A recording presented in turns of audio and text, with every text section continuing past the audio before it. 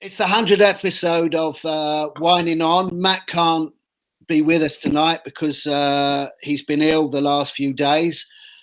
I must say he's done a magnificent job. I think Whining On is brilliant, and I've listened to some amazing stories from some amazing performers, and I'm looking at three amazing performers in front of me right now. Nickolas, Dave Southern, and I'm guessing one of the Flying Dutchmen. Right. No, it's not. Oh, fucking hell, because your hair's all normal. Get up that unicycle. Your hair's normal, and it's supposed to be all crazy, and that's how I've only known Chris when his hair's crazy. I'm interested, Chris. Did you work before alternative arts then? Were you working in the garden? I was the first person to ever play Covent Garden out of the modern people. I started it. I went there when it was a building site. Fantastic. But that's when you were a builder, wasn't it? No.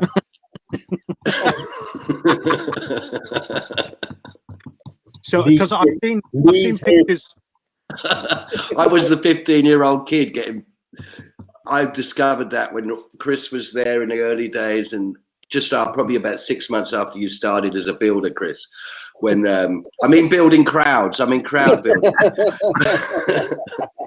But it was amazing for me as a 14, 15-year-old boy. It was good times, you know. I got there. I first worked there in '83, which was the alternative arts was there. And I still remember it. I still don't remember it being that restrictive. There were still loads of people doing amazing things. Yeah, no, it was more creative, I think, in those early days. You know, there were people. Street performing's on the whole become pretty formulaic. You know. But yeah, I don't think we had a formula then. No, there is now. It's funny. I credit you, Nick. You were the person that taught me that if I because I used to do fire eating. No, I used to ride the unicycle and I'd get down and do fire eating. And you said, why don't you do the fire on the unicycle? Because more people will see you and you make more money. And it was like, shit, I'd never thought of that. Well, I like the freedom. I think we'll all agree back in those days, why we did it. I know why when I discovered it was the freedom of going, I can do something I love. I can put the hat out and I can make money. I remember I was 15 years old and I went, well, that's it, game over. Society can go and fuck itself, right? I can just go and have a laugh, hang out with all these funny people and make money. And it was the freedom. Yeah. Let's take the streets back, Nick. But that's what it was for me anyway. You know, it was like we could have a laugh and you could and I'd learn from all you guys, from you, Chris, from all the older guys. I'd watch and I was like running away to the circus, but running away to the street. And it was, I can make some money and I can have a laugh. I'm discussing it with my friends and it's very strange out there at the moment. All right. Tourists for everyone, not just because you're shit. Well, I've learned from you, Chris. I learned everything from you, of course. So maybe you're right. Yeah, obviously you're right. Yeah. Oh, sorry, man. I've got a little reminisce. I was at Covent Garden watching Chris do his show, and the rocket or whatever it's called backfired. Oh my God! There was only 10 people saw that show outside the rock garden.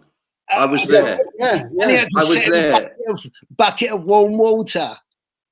Shit. You ran past us all, Chris, and you with your ass blown up, going, hat the fuckers, I've got to get ice. I never outside the rock garden. I think there was only 6 audience and you a bunch of you lot. But you were going, hat them, I've got to go and get some ice. It was one of the funniest things because I got into hobbled across the bridge to St. Thomas's, and you have to go there and register, and you go, what's wrong? Hospital. I've had an accident with a firework. It blew up in my arm. Okay, what's your name? Oh, sit down over there. I think I'll just stand. And then she goes to the first little cubicle to tell her, there's this bloke out there who's got a huge laugh. goes to the next cubicle. And it just went round. She went round to like 14 cubicles telling everyone who was waiting next. And there was a big roar of laughter from each freaking one. While you were in St. Thomas's, we were spending the money we collected in the hat. Oh, God. What did he do, the human jukebox? Oh, he had a list of songs written on the outside of the jukebox, and he'd be inside a box. He'd be behind it. It was on a stool thing. It got a big box, like that. And someone would come up and press something on the thing, on the box, and put a coin in, and then he'd flap open the box and sing the song. There's a cardboard cut box, wasn't it? He made out of it. Yeah. So he'd open the cardboard flap of it and sing the song that someone had chosen. It was a great place. It was great then. The variety was amazing. And as I said, as a kid, seeing all that, I think we all learned from each other. So you've never ever done a proper job, Nick? When you were 16. Yeah, I had a job. I had a job in an. Here's a story. I had a job in an office because my mum said you got to get. So I thought I'll get a job. So I thought I'd get a job. So I got this job in an office in I don't know, somewhere in London. And I had to wear a suit, and in the weekends and after work, I'd go down to Covent Garden and do shows.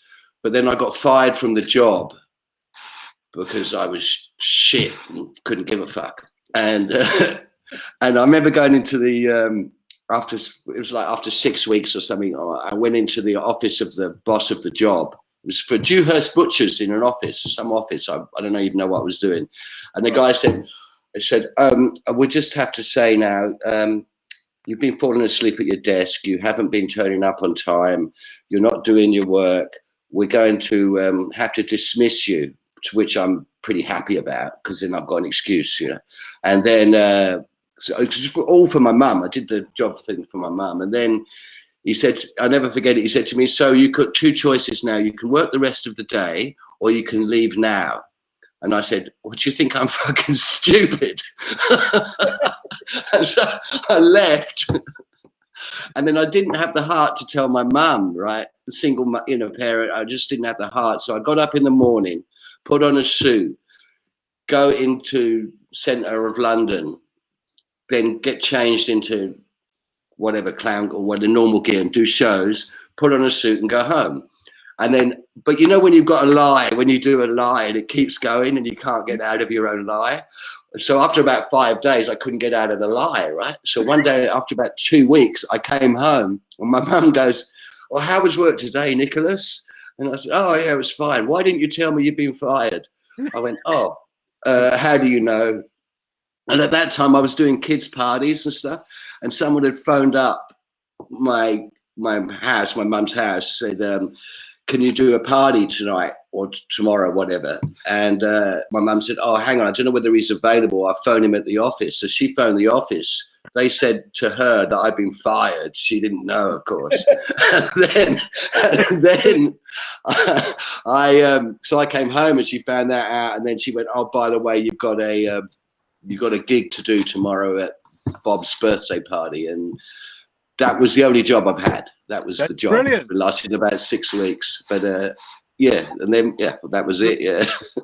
So I was scamming my mum, pretending I was having a real job. Yeah. I remember Covent Garden was one spot for street entertaining, but we used to perform at another place, which was Camden Lock, in the good old days. And I remember doing the very last show at Camden Lock with John Hegley. And it's because we didn't have a lot of time and we joined forces. And in those days, he was called John with the glasses on. Hello, I'm John. I'm John with the glasses on. And do you know what? I met him probably about 5 years ago, performed in the same space. And he still remembers the exact date. I don't. Wow. But he remembers the exact date of when we performed. But it was nice to be really interactive. And I think that we helped each other in those days a lot. I'm sure you do now, you guys. I'm sure. It has to be. But if it isn't, sort it out. But anyway, I really, really enjoyed it because I was there wasn't many women performing on the streets. And I remember Rosie Gibbs, Rosie the Clown, encouraging me to do a woman's day at Covent Garden.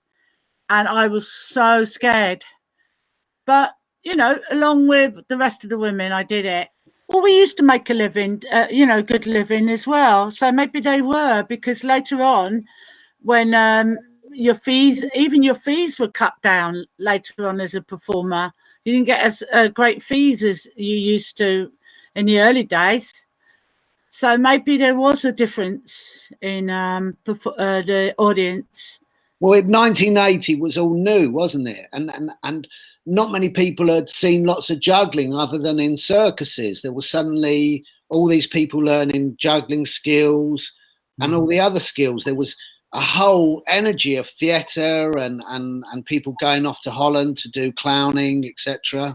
Did you know we got told off for teaching people to juggle? The traditional circus told us off because they thought it would take away from the circus. And one of the circus owners, the old Mr. Santos, he came back and apologised about 10 years later. And he said, you know, we were wrong because we've now got new audiences that are watching our shows that we never would have had if all of you guys hadn't taught people the skills. You know, and I never did learn foot juggling from a circus. And I wanted to learn that. So it's, you know, I mean, it's very, it was a real transition from old circus to new. And, you know, it was quite innovatory, yes. Episodes long. Absolutely. I've written a book that's about 400 pages. It's about 140,000 words long, one long essay. So I have just lived as a showman all my life, growing up as a son of a magician. And I have then tried to put things in order of the things that I've thought about, because we think so many things along the way. And I've just tried to organize it. So I start out by just trying to break down what a showman is, and my kind of starting point on that is that a showman is somebody who faces the other way, somebody who has turned around to face the others, because we're all walking along the way. All people in the world are all walking along, getting on with our lives, but some of us decide to turn around and face the others, call for attention, and we have created something to show. When they turn around, we have something to show that so we're not only getting their attention, we are keeping their attention. And the kind of obligation that we have is that with that attention, we got to refine it so that at the end of that thing, they feel like this was a beneficial transaction, that we have left them better off for having met us than not. And that's when then they can put some money in our hat or whatever. So I use the kind of street show as this archetypal experience of what the world looks like from the point of view of a performer. So is the book in English? Yeah, the book is in English. Yeah, it's called The Way of the Showman. It's kind of it's a cult. Can we buy it? No, because I would like to buy it and read it. Yeah. Well, that will also happen. That was my kind of goal. My business advisor or whatever is like going, yeah, you got to take this book, write it as a book, sell it. And then you just keep doing the podcast like it used to be. But I go, these are the ideas that I am burning to tell everybody about. And I'm spending all my mornings getting up before driving my daughter to school and writing it out. So now I'm going to publish it, me speaking it to the people. And meanwhile, I'll be rewriting the book. But I'm basically reading it as it is at the moment. Oh, great. And is it going to be recorded, Frodo? Yeah, it's a podcast. So okay. if you go to anywhere where you get your podcast, on iTunes or Stitcher or on wherever, anywhere where you can get a podcast. The other day, we were talking about like what's the difference between, an artist, a performer, and an entertainer, and like, I guess showmanship is kind of the through line that all good artists, performers, and entertainers should express. I mean, to me, the showman is a very selfish, self-absorbed kind of perspective where it's like, it's all about me making sure that, I'm expressing myself succinctly, I'm engaging, I'm, charismatic,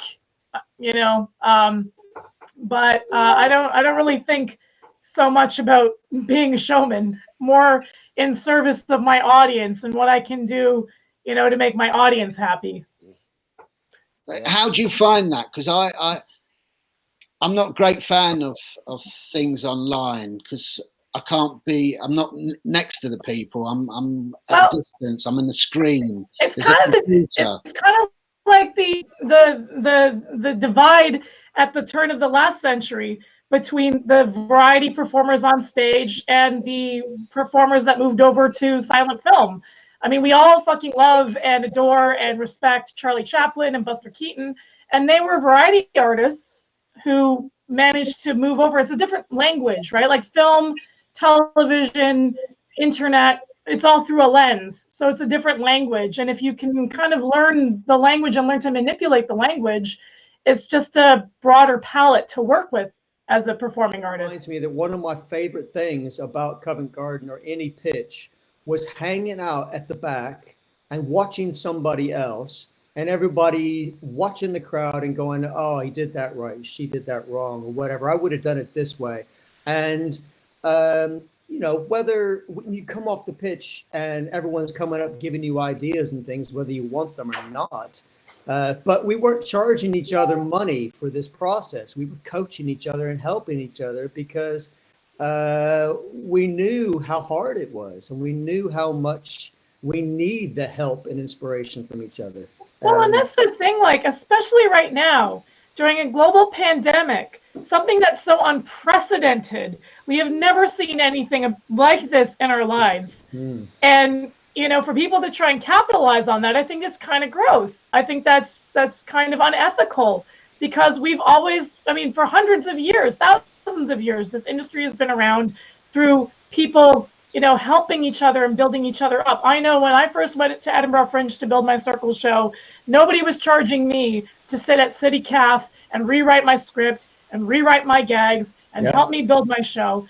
And I think that, the unfortunate thing with, again, like a global pandemic and everybody being in a position where we're all kind of like scrambling, the loss of sense of community has been kind of disappointing for me to see. Unity. And absolutely, if maybe it's only our mates watching this tonight, but this will be online, and maybe in the next months or years to come, some other teenagers are going to see this, and they're going to be in a town that has no street performers, and they're going to have a place where they're going to have a spark happen, hopefully. Yeah. I think that, as far as I understand, that was part of Matt's idea, creating an oral history of what's actually going on by talking to all these performers. Oh, I would just agree with you that performing is not what you do, it's who you are. It's your being. Yeah, I think it's more apt to call it a vocation or a calling. I have such an amount of time and energy invested, and I have skills developed that puts me at the top of the field. But then when I'm here, I'm like, I usually say it's like I'm second or fourth in line for being somebody who puts their groceries into plastic bags at Tesco's. Only in Norway, you don't have that job even. Like, you have to go to school to be a cashier here. We're so useless but I have so many skills, but they're all within this thing of me standing and an audience in front of me, or however that direction goes. And then all of a sudden I become valuable. There is purpose in my life. There's purpose to what I do, and something meaningful is being created in that meeting between me and the people. And that is now gone. And so that's as much as I miss performing and as much as I miss being able to go to the cinema with my family or all those sort of things, I've been really enjoying some of the side effects of this crazy situation at the moment. Yeah, Micheil, you make me think it's true that to be a good performer especially is a sacrifice, as far as sacrificing your family life and your social life and your normality. It's something you give up, we gain other things.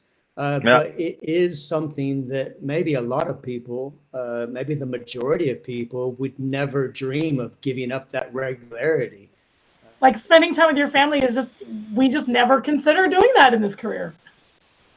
That's definitely true. I mean, you know, always going away in the summer, leaving the kids behind, and missing a lot of the things that they're doing. That's always been the sacrifice, and it's always been also, you know, it can be stressful in the I relationship. remember that being, to me, guy from Kansas, just having left to come to Europe, and Yeah. I remember it being unbelievably vibrant, and just the fact Oh, that yeah. people were coming from different countries, and people were just really skilled and talented. I mean, what are your Yeah. memories of that time? Well, you know, those early days on the light supply, those are my most favorite memories. This was before big amplifiers and the one, you know, the big circle shows.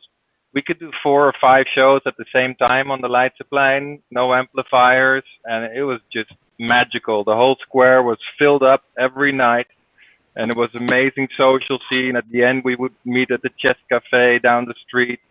It was, like you say, it was most vibrant. It was really magical. And as soon as the amplifiers came and you had to line up and everything, for me, the magic was sort of gone on the light supply, and I hardly ever played there anymore. Oh.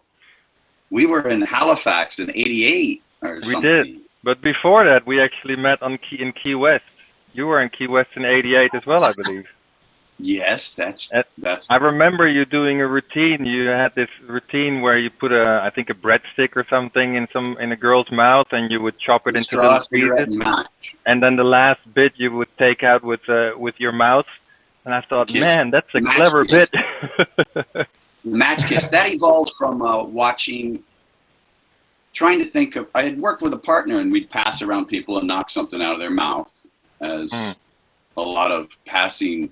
Done it. Juggling routines do. Yeah. Been there, done that. I was thinking, how can I build the same kind of tension as a solo act? And then I came up with lining 3 people up, a straw, cigarette, and a match. The first person holding the straw, the second person holding the cigarette, and the beautiful girl from the audience holding the teeny tiny match. And of course, the tension builds as the objects get shorter. A bunch of little gags, which Lee Ross said, put a blindfold on the person with a cigarette, which opened all kinds of opportunities for comedy. And then you get down to the match and say, everybody on the count of 3, we're going to remove the match from her lips. 1, 2, 3, high throw, reach over, snatch the match. I love that bit.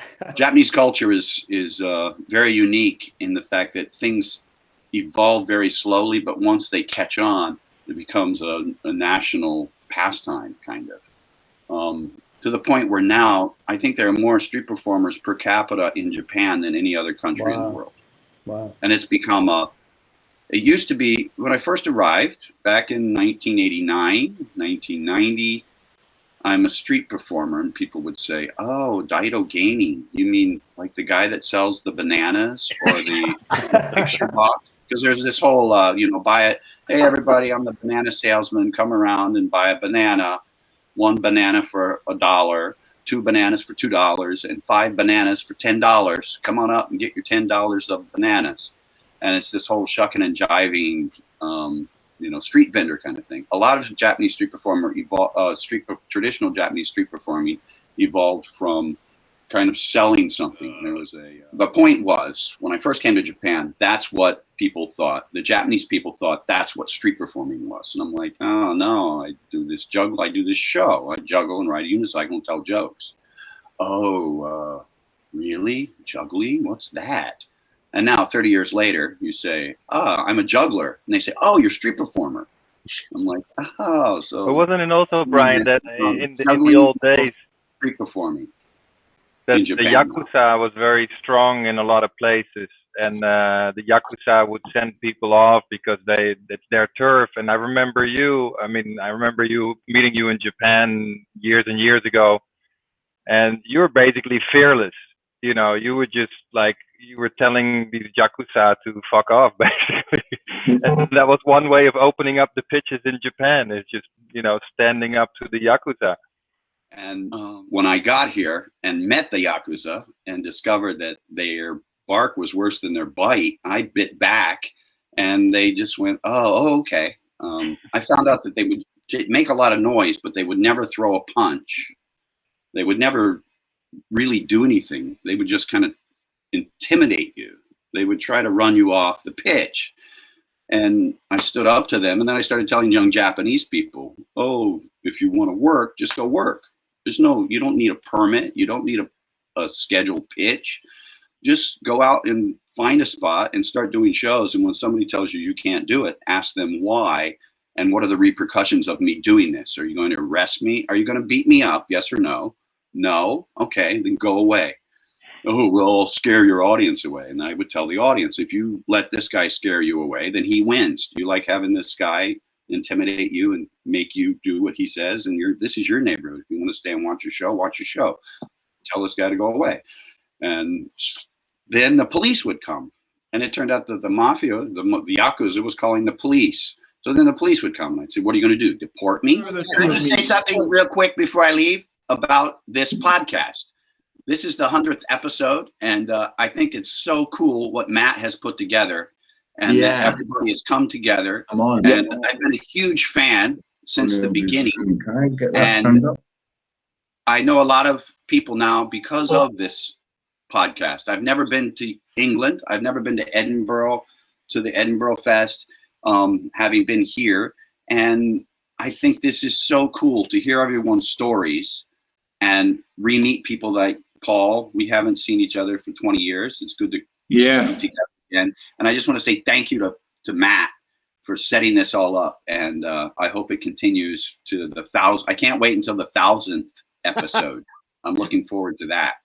Now, Matt's done a great job, and there's often lots of really good chats and God damn it, Dynamite has been brilliant tonight. He's been doing all the technical side, and he's going to help Matt be able to make it possible for people to search through the interviews by keywords, which will be really useful for people who want to learn about performing, because there's loads of great stuff that people have said when they're doing their individual stories. Okay, then, I'm just going to get into it. Can I just say from the heart, I'm really quite humbled to be actually talking, not to you, but to everyone that's been involved and everyone that's going to be watching this. I feel quite honoured to be asked back again after being slagged for the last year, having a 4-hour fucking interview. And can I just point out, he also said was that street performing gives people who do not want to conform, who cannot conform, and people who sometimes don't fit in with normal society, that street performing gives them an outlet and they become really expressive. I thought that was deep.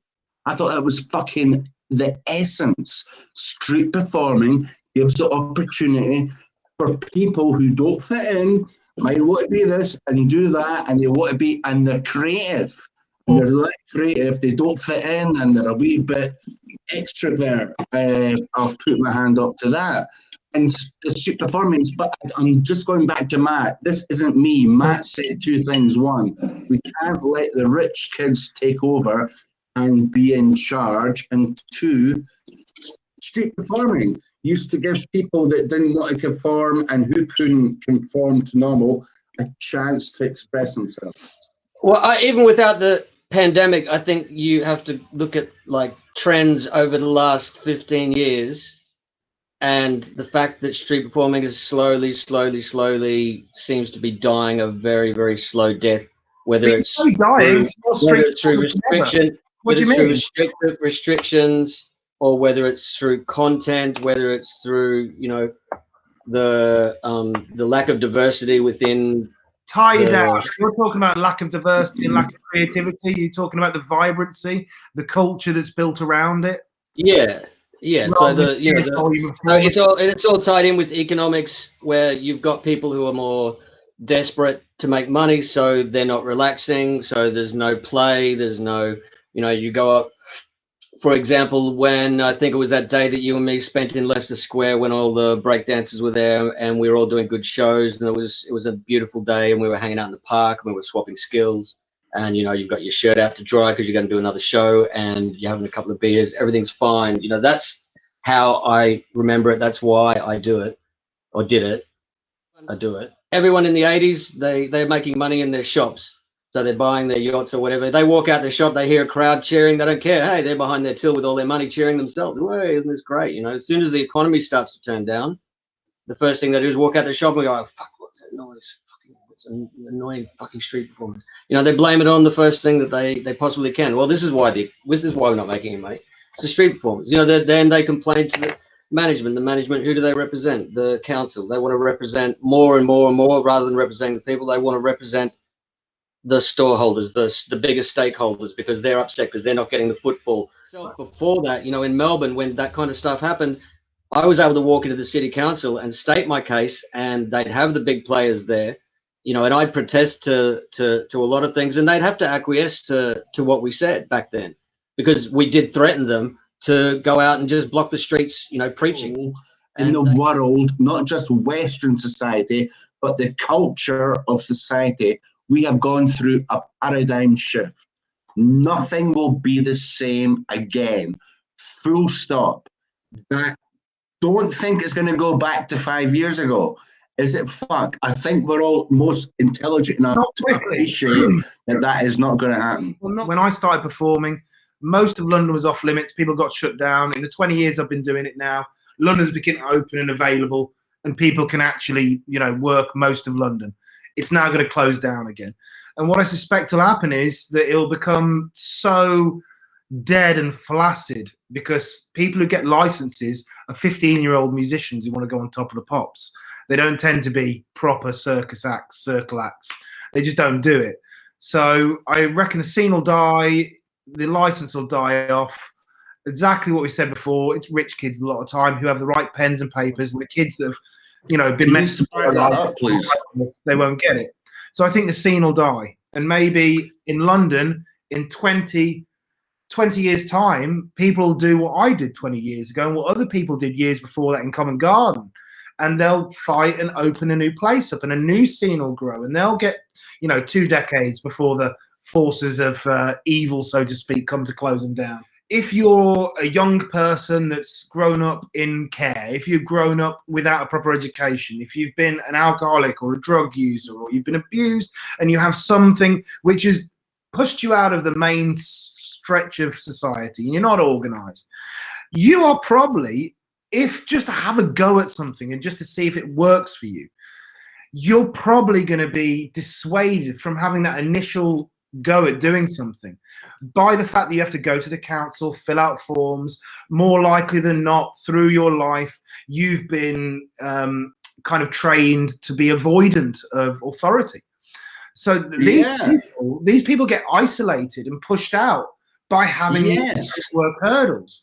And so what happens there is that we then suddenly take these people who, a huge amount of them, go through the street and do street performance or street music or street art or street poetry, and then they manage to form a craft within our public squares and then have incredibly successful careers and build amazing lives.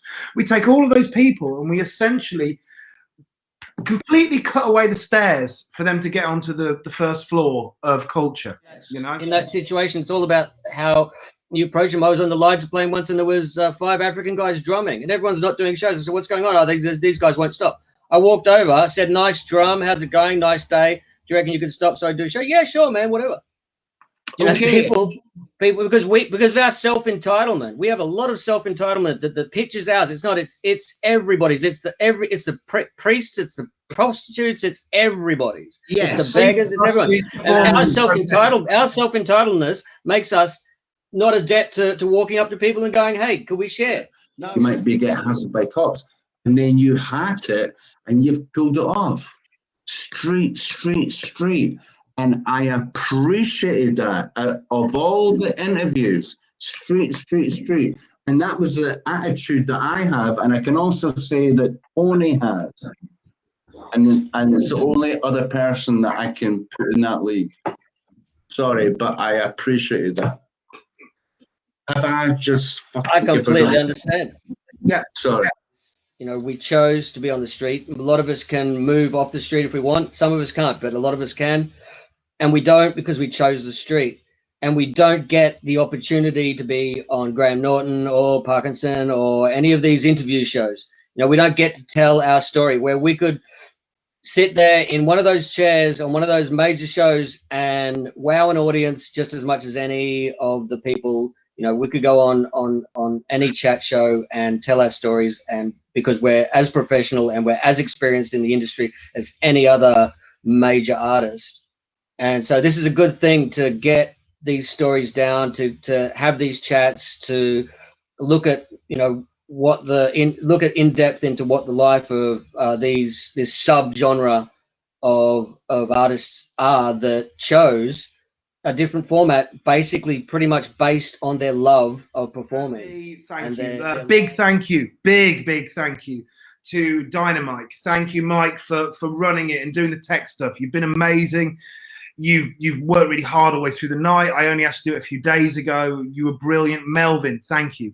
Thank you for coming on and taking the interview and taking my position, because if you didn't know, on Saturday I had kidney failure and I had to be rushed to hospital, and they got out of hospital late yesterday. I've been on a drip for days and I'm not very well, and I don't think I could have dealt with the whole interview myself. So much appreciated, you guys took over, and this has been probably the most difficult technically and in terms of, you know, as an interviewer, craft-wise interview to do. So you guys have done an amazing job to hold it together.